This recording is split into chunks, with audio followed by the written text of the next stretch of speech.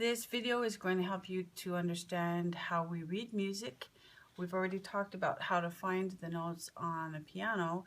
It's different for other instruments. The letter names are the same, but the look of the notes are obviously different on all of the different instruments, although wind instruments often have similar fingering.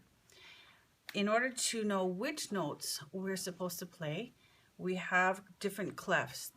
There are numerous clefs, but the two that are used most commonly are the treble clef and the bass clef. The treble clef is for higher instruments such as the flute, violin, piccolo, trumpet. These higher sounding instruments are using the treble clef to read their music, and lower notes are in the bass clef, and that would be for upright bass, tuba. However, on the piano, we actually use both. Because the piano has so many octaves, we can play a wide range of notes and pitches. Therefore, pianists have to learn both the treble clef and the bass clef. If you look in your book, you'll find the names of the notes, and they do go in alphabetical order. So this bottom note here is on the line. If a note is on a line, you'll see that the line goes right through the center of the note. If the note is in a space, there's a line above it and a line below it, but there's no line going through the center. We use the lines in order to make it faster to identify the note name. For instance, if I needed to know this upper note, I could go E, F, G, A, B, C, and go all the way up alphabetically. But in order to make the process faster, I would just use E, G, B, D, F, and within a very short time I could identify the name of this note.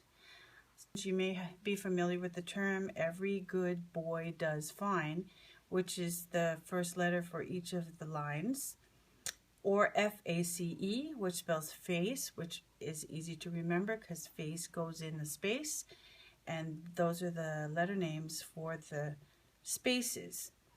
The names of the lines and spaces always go from the bottom to the top. We always read the lines and spaces from bottom to top, no matter what clef we're in. So for the treble clef, we have "every good boy does fine," or E, G, B, D, F, F-A-C-E. In the bass clef, we have G, B, D, F, A for the lines. Good boys do fine always. Great big dogs fight animals. Green bugs do fly away.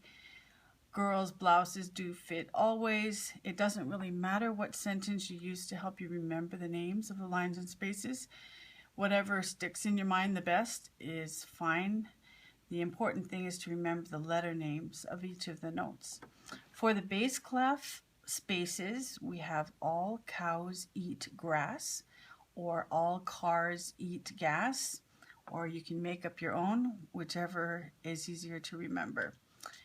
Some of the notes that are also very common are the ones right above, and I'm going to draw this in for you so you can see it.